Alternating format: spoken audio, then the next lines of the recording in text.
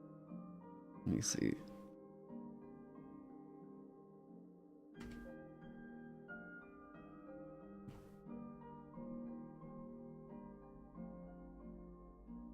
Knight with tower shield. Yeah, no spear though. Oh, that's adorable. That's not tower shieldy enough. See, like, this is what I mean. This is pretty close to what I mean. Like, just yoked. Oh wait, I just realized you guys probably can't see that. Like, just Diablo Crusaders do a lot with shields. Ooh, okay. Yeah, I'm not. I don't even know that I'm like. I would like a. Yeah, I don't even know that I want a like features or anything really showing. I almost think it's just more terrifying looking or imposing looking if it's like just a big. What? It's a dog. It's a dog with a. What is that? Its arm? What is happening to this character? What is this? What'd the dog do? Well, I mean, he's on lava. Lantern shield.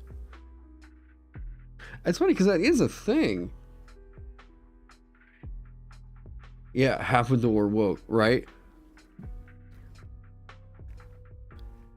I don't think that's a spiked shield. What the fuck? Oh, it is. Wait.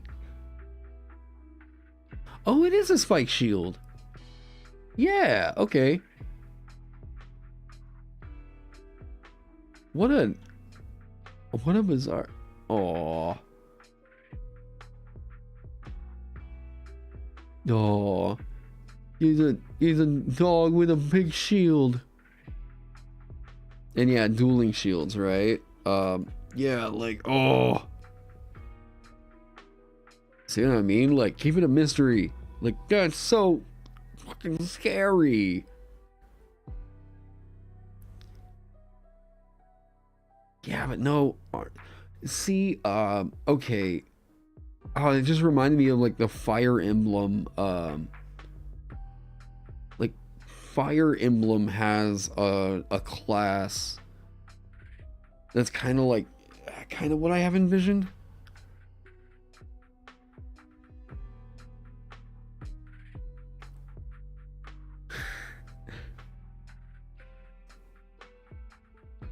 Tower Knight. Oh, Tower Knight. That's like, yes.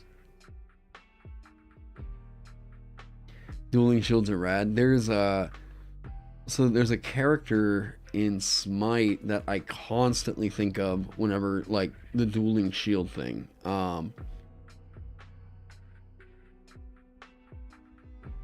Yeah, Cabrakan. Oh man. Oh, that's a skin. Come on, give me like the. Yeah. Dude, this guy is pretty fucking sick. I remember on release he sucked ass. But like, man, then people figured out how to use him and Jesus. Yeah, Cabrakan's got, he's basically like the Mayan god of the destroyer of mountains. And he'll just like pound the shield on the ground and like cause an earthquake around him and like, oh, dude, this is what I mean. This is the fantasy right here. Like, he'll just fuck you up with these giant shields on either arm. Like, yes, yes, that's so sick. Didn't they use that guy for packing the shield? Huh? Didn't who use that guy for packing the shield?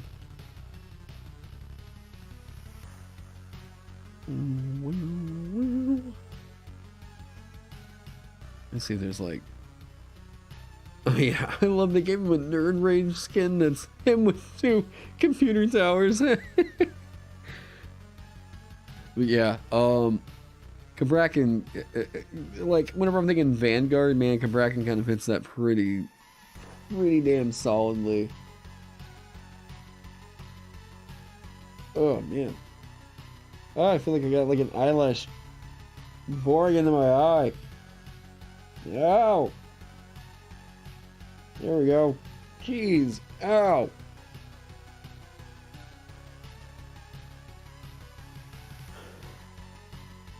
Those are server dudes? My bad. I'm sorry. Big gadget. I do need that one. Oh yeah, the Loop Hero soundtrack is so sick.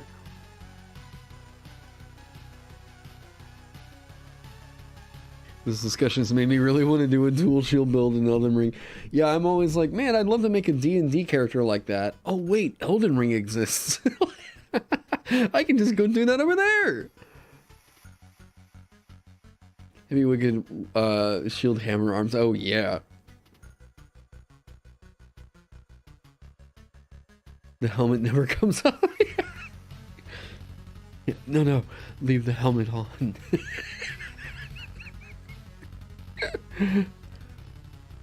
I have already made a shield dual wielding mechanic in here.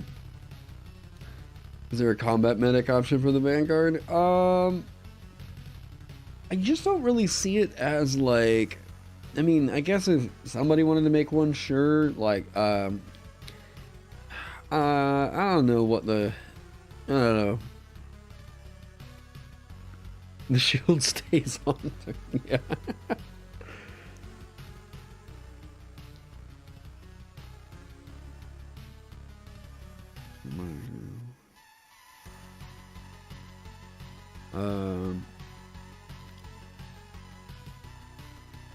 Someone had just where was it? What was the thing about Pact of the Shield? Someone used that. Wait, what? That was Metacliff. Oh, UA Reddit? Oh god, I don't keep up with it. I have no idea. I know that people keep ripping the Smite stuff over there and like using it in their Patreon exclusive, which is a big no-no, but yeah. Have I ever looked at the Atavist or Atavist, or I forget how, I remember glancing, I remember I gave it a glance one time, and I don't remember exactly the narrative of it, but it feels like it's like Blood Hunter adjacent, if I remember right. And right? You had an experience even when playing with it, but yeah. It's also got the problem of like, I don't know what an Animus is. Like,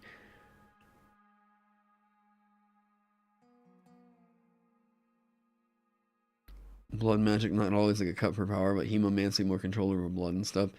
Yeah, like, oh god.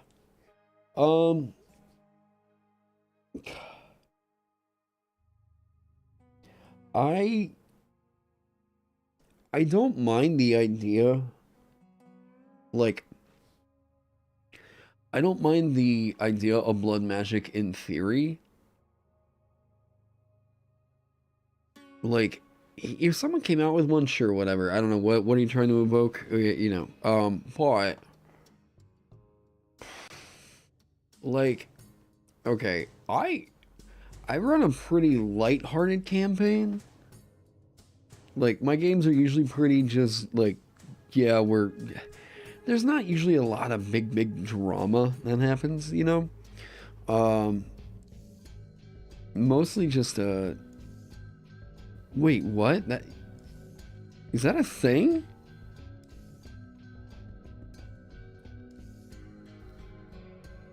Wait, the 3.5e have that?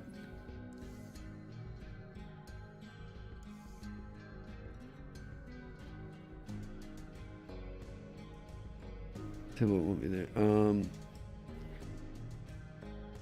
Yeah, can't. Wait, what? This is a thing?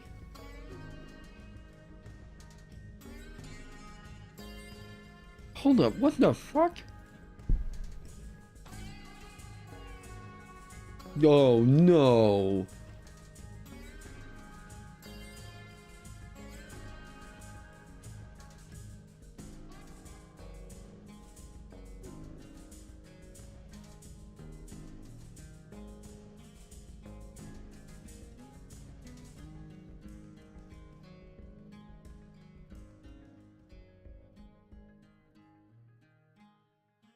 What?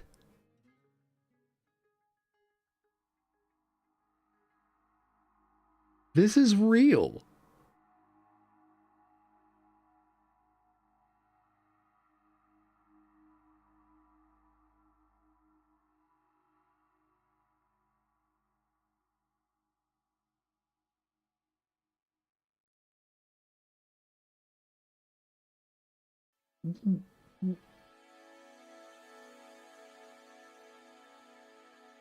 Hold up.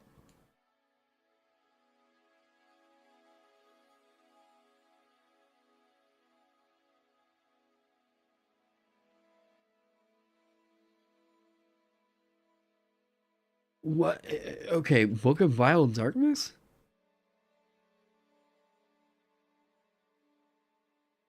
Alright. Oh, Monty Cook.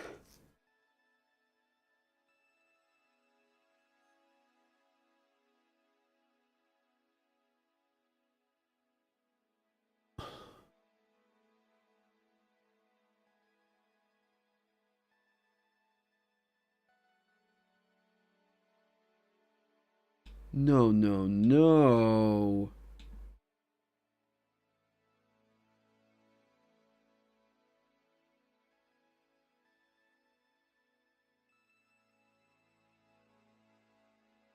I'm... Oh my god.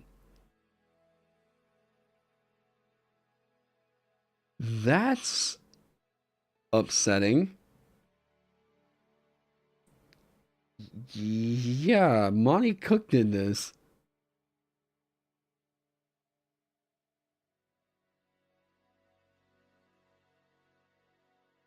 Yeah, but like, what a... I mean, not only is it oddly specific, but like, fucking bad taste. What?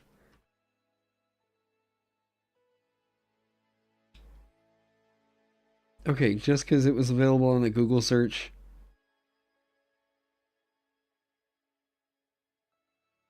Oh my god, this is real?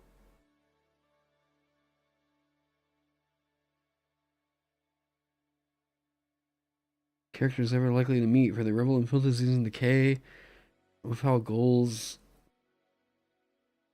weapons, but they are not quick poisonous attacks and retreats. So they're not like... Okay, so Cancer Mage is mostly a... They're not saying like you give people cancer, right? They're like you are poisoning things, right? It's a villain class. Okay, I mean, sure, but like, Jesus, this made it sound like this thing is like I'm magically giving people cancer. Okay, like poison made. What a fuck! What? Yeah, like this seems like real bad taste. Real bad taste.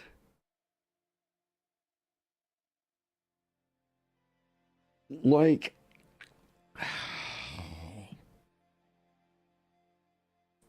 it doesn't have much in relation to real life cancer. It just more seems like they looked at a synonym for poison and based a class around it. Cool. But like,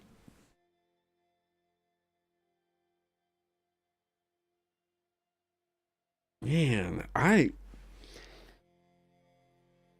the image it immediately evokes, right? Like, okay, so Ross's Accursed uses like metastasis and so Ross's Accursed has a class feature that goes through, I mean, kind of the stages of cancer, right?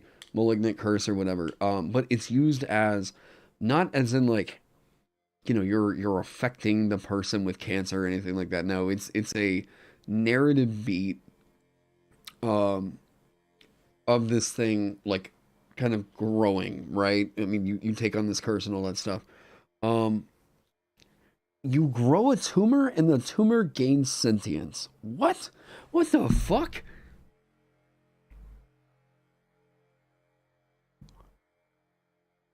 Like, what? Hold up.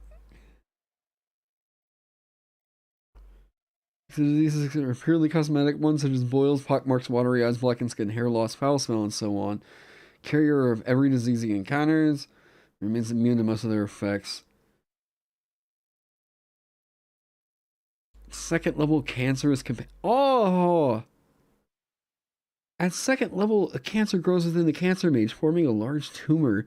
This cancerous growth gains intelligence and a personality distinct from the cancer mage.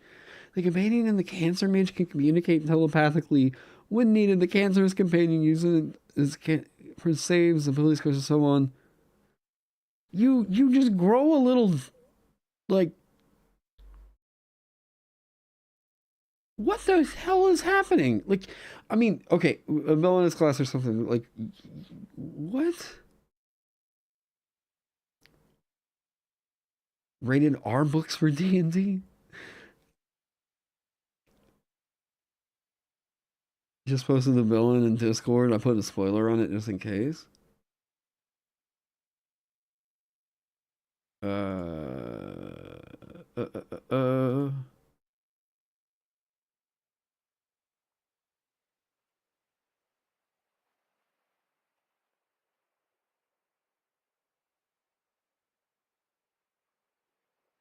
Man, um, I okay.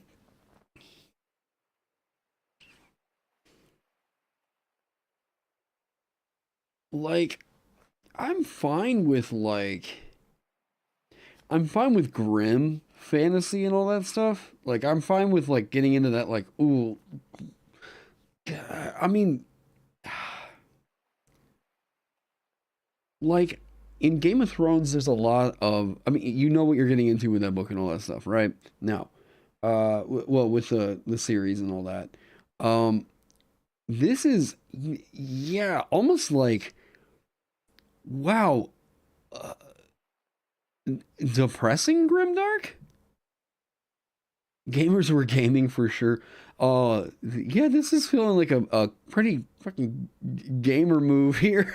Like, yeah, it's like there's a way that you can handle it to where it's like, whoa, like, oh, that's heavy, you know, like it's a heavy topic rather than a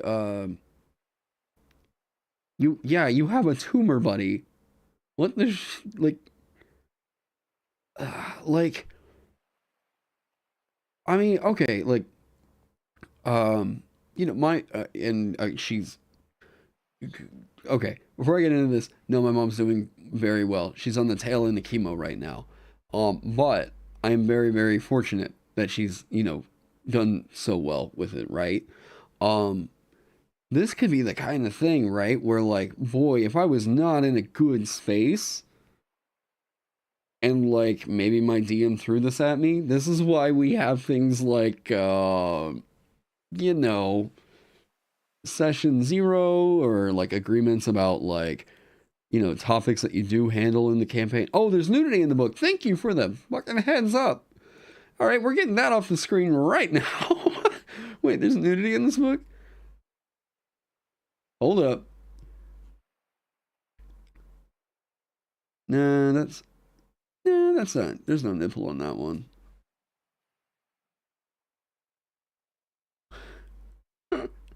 This stream is sponsored by the DMs Guild. Oh, well, okay, there's some, okay, it's just butt, though. It's not like, oh, okay, yeah, that ghost has got titties. Well, that, you think 3.5 books all had boobies and stuff? I mean,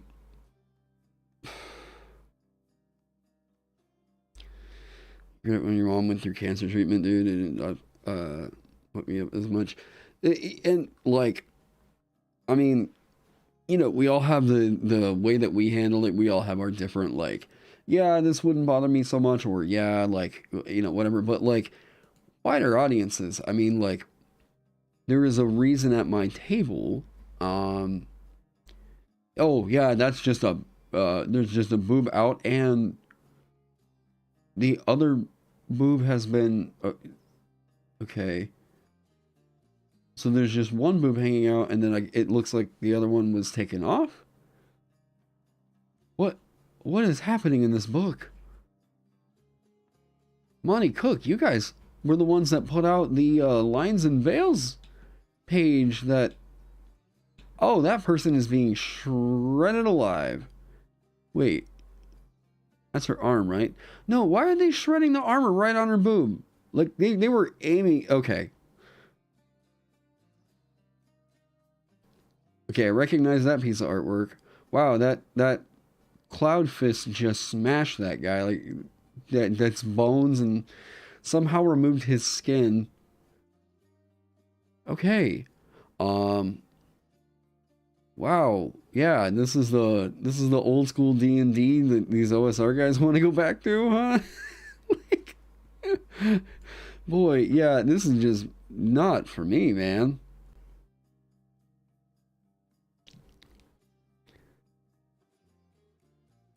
Yeah, no, good looking out, because I definitely would have gotten in trouble streaming that. Yeah, is this the real D&D we hear about in the comments? Like, no, I mean, like, what is... Yeah, oh yeah, we want to bring back the... like, you could potentially do... Jeez, man, this artwork is something.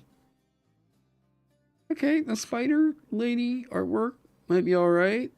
Might be alright. Now,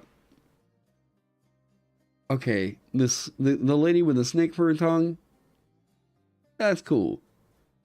That's cool. I can get behind that. I'm scrolling. I don't know if any of you guys have been scrolling with me or anything, but there's a bunch of teeth in what looks like this is just like a mouth cave. Wow, that angel just got impaled. This artwork is pretty intense. Night hag. Oh, thank God they didn't show the night hag titties. Cool ritual blade. P demon?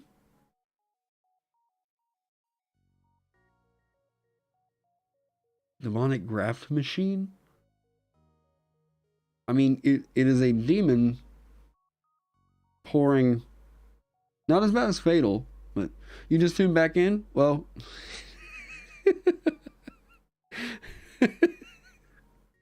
there's I guess they're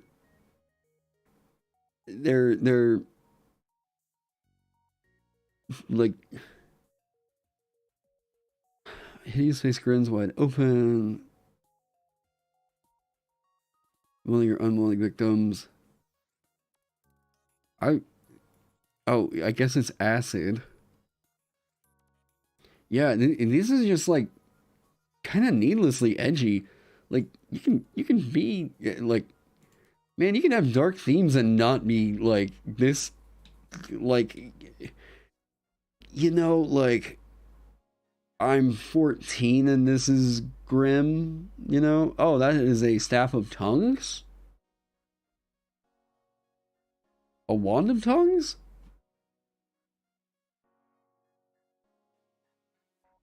Ugh, okay. Uh, zombie, lich dude. Cool, cool. Geez, no, I'm not going through this whole thing, but like, how am I only halfway through?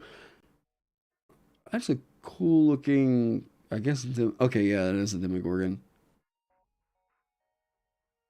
Wow.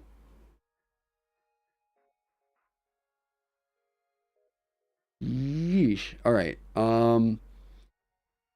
Well, yeah, that's a book.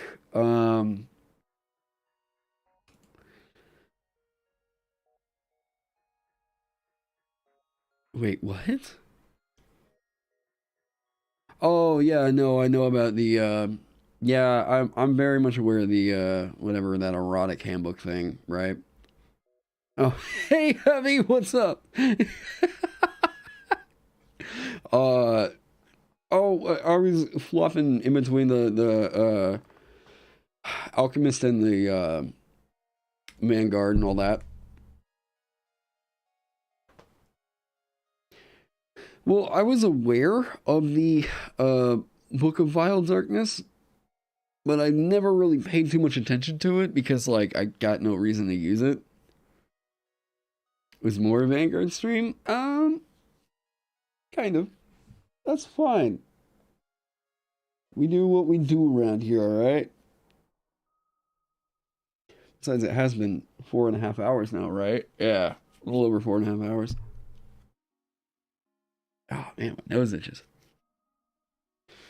Yeah, that's one of the things I've just never been able to understand is like everybody that's like, yeah, well, these babies need to be more like, oh, if we want sex at the table, yada yada yada. I'm like, you really want to sit around and write erotic fantasy with your friends? Like, you want to tell those stories at your tables? Like, man, that's just not what I want to do. You know, I'm not telling anybody like that's.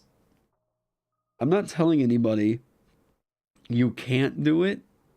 I'm just saying it's a little cringe, all right? Like, I mean, like, boy, if you're hanging out, like, especially if you're hanging out and you force those kinds of topics on people, yeah, that's cringe, all right?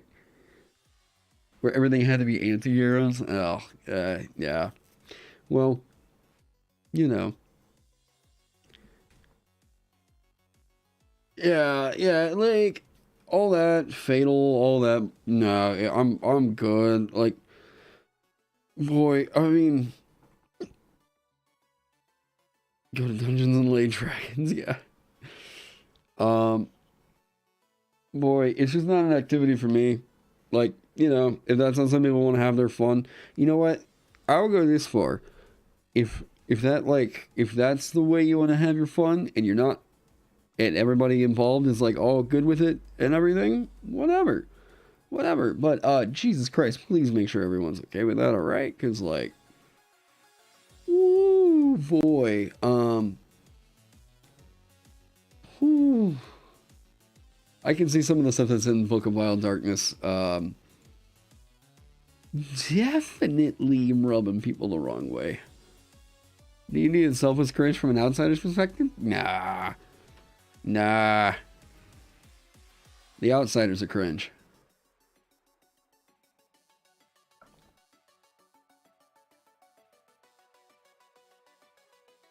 This shit is begging for people to expose and impose their fetishes on people. Like, I don't know. I don't know what gets people to that point, right? Like, I would say people are the cringiest. I just don't know what the thought process is that gets you to that point, you know? Like, are you guys beating off at the table or something while you're playing? Like,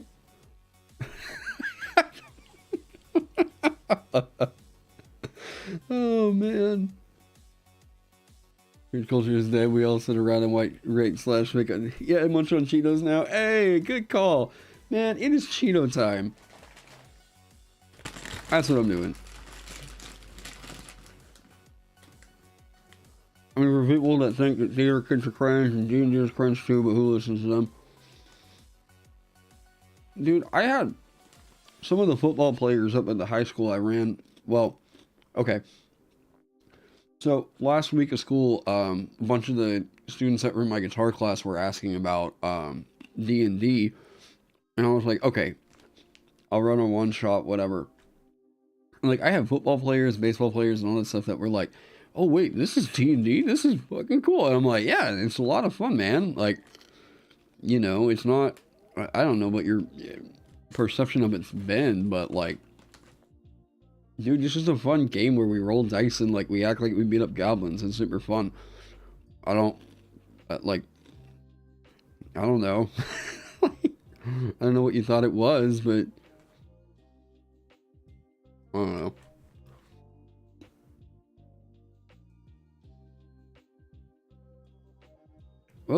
No. Every table has a unique game culture. Yeah, I'll agree with that. But yeah, okay.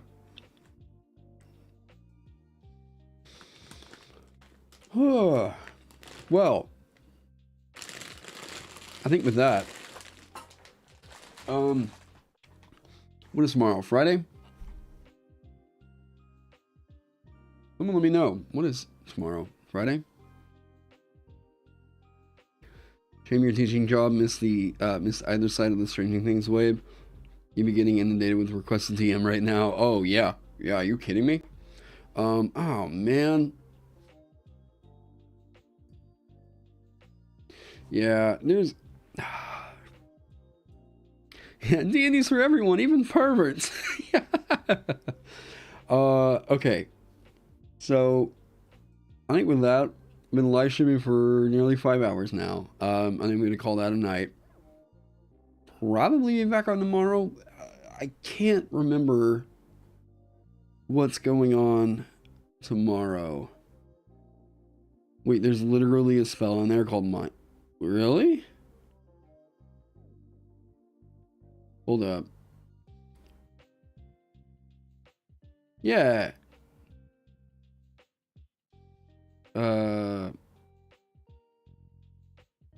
How about the next I've had a monocle review, the Book of Vile Darkness? I don't think Ross would be comfortable with that. I think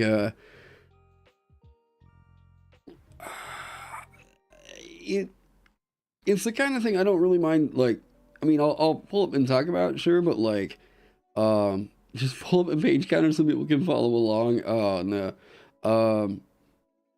Jesus. Yeah, I don't think Ross would be really comfortable with that.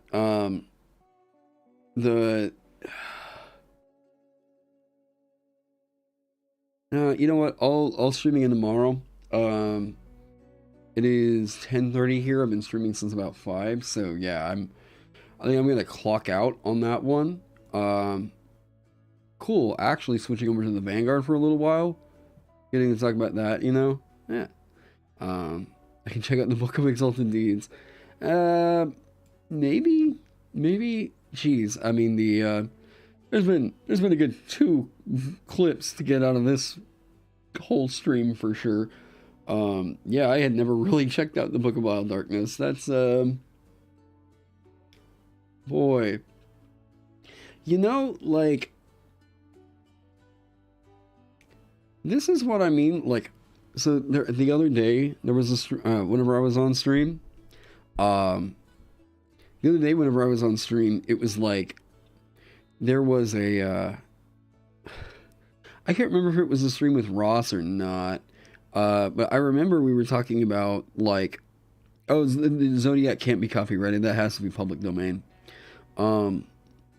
Please do more Elden Ring content. I can. So we were having this talk the other day, and something came up in chat, and I was like talking about race design and whatever, and people were talking about how like they just don't want the lore changed. And I remember one of the things I said in there was I was like, or people were saying that oh god, I can't remember. Basically, they didn't want the old books changed because of the content or whatever. And I'm like, no. I look at a book like the Book of Vile Deeds. I'm like, there's some stuff in there that's just tasteless. You can do grim without being tasteless. I think edgy is like grim minus like that. You know what I mean? Like grim minus decency.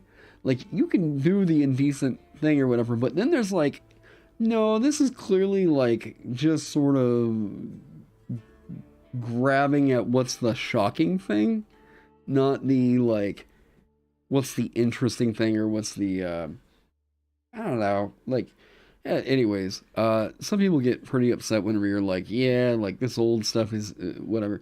Yeah, some of that old stuff's got problems. Like it's just bad quality control. And just grim without any reverence for its own subject matter. Oh, okay, okay. Grim minus self-awareness equals edgy. I don't even know that it needs to be the self-awareness. It's like, I mean, Diablo is grim, but I don't think it's edgy, right? Like,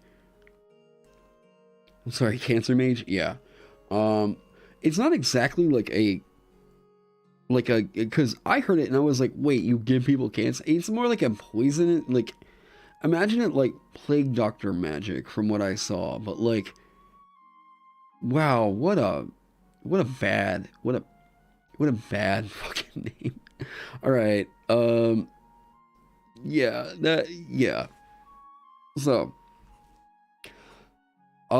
with that, you guys saw a little bit of that, a little bit of what we're going off of here. So, the Alchemist is chugging along. The Vanguard is a thing. Yeah, I don't know. You guys got any questions? We're hanging out here right before we leave.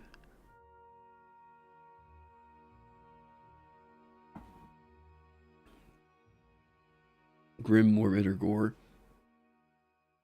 You can do grim, morbid, or gore, or whatever.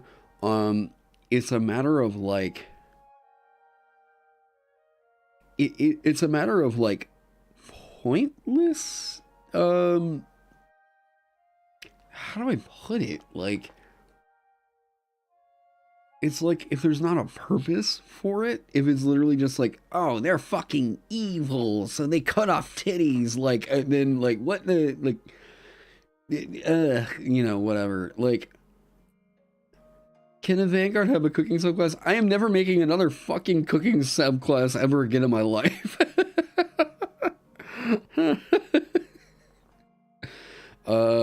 Oh, thoughts on the warlock homebrew witch?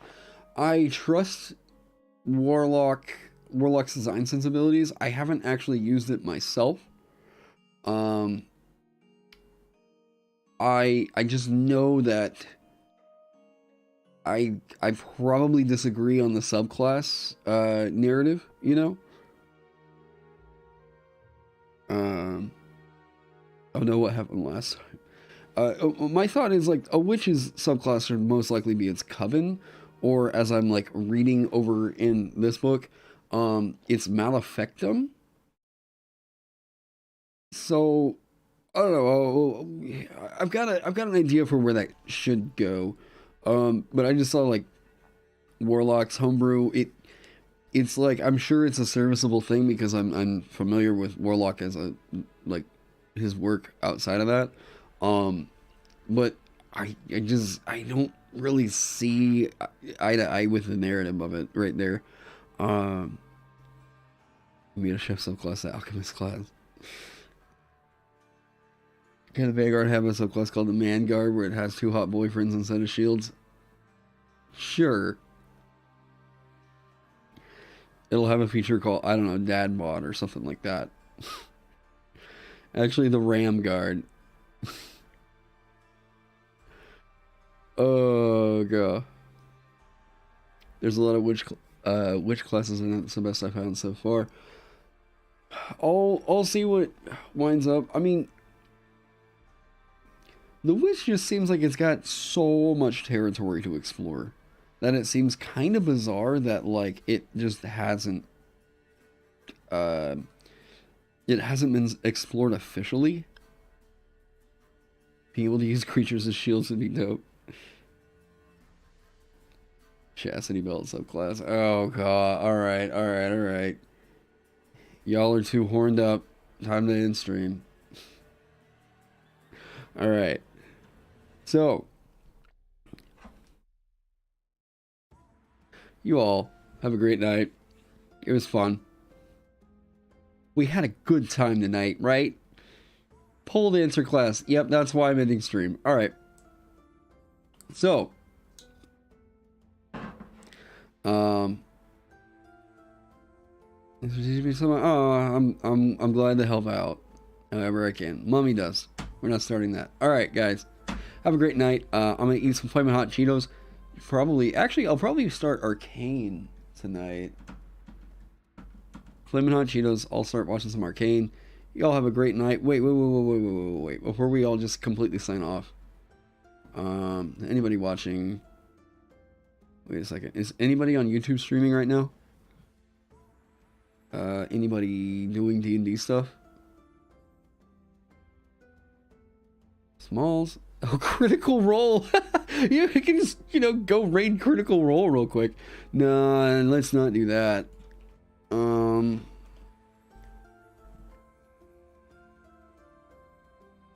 Yeah, just, 34,000 people watching Critical Role right now. Raid CR.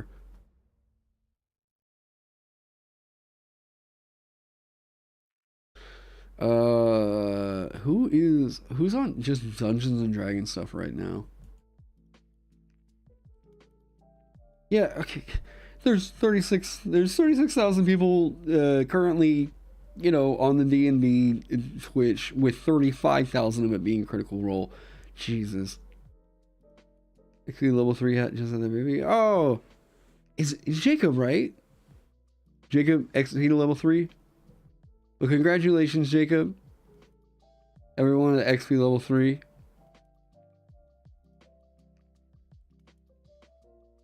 And yet we watched you over them. That is why you all are the super coolio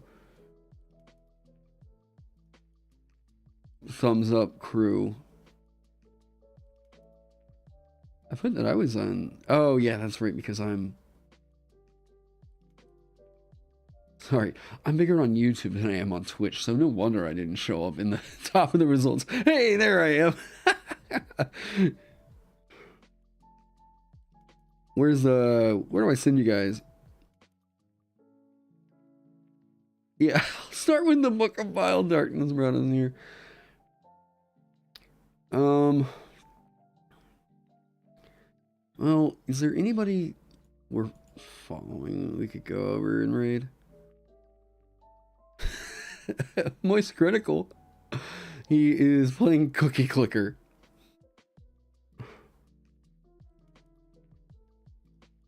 Yeah. Oh, Claudia's on? Okay, hold up, for real? Yeah, does anybody remember Cancer Mage? Okay, my buddy Claudia has been really more and more trying to get more into streaming. That's her channel.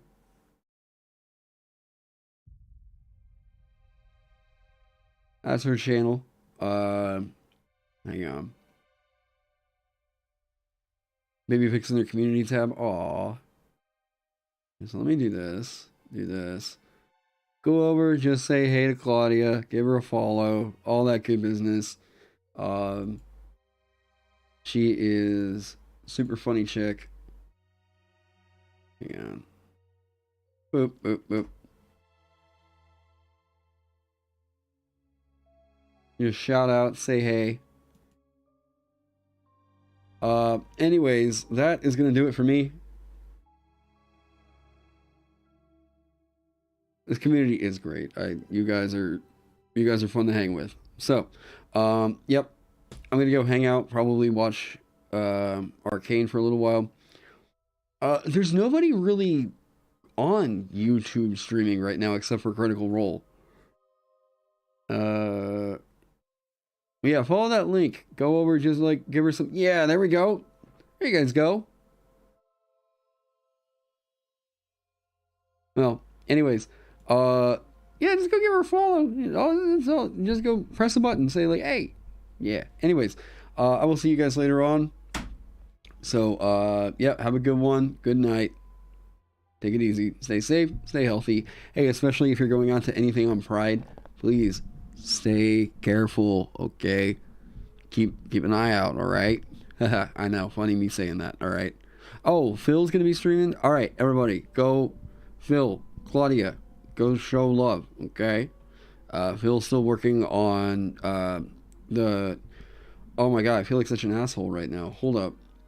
The In Command, right? Yes, In Command. Jeez, I was like, oh my god, I know the name of this thing. Yeah, if you're interested in the mass combat system that they're working on over there, go check it out. So, anyways, guys, that'll be it. See you guys probably tomorrow. So, later.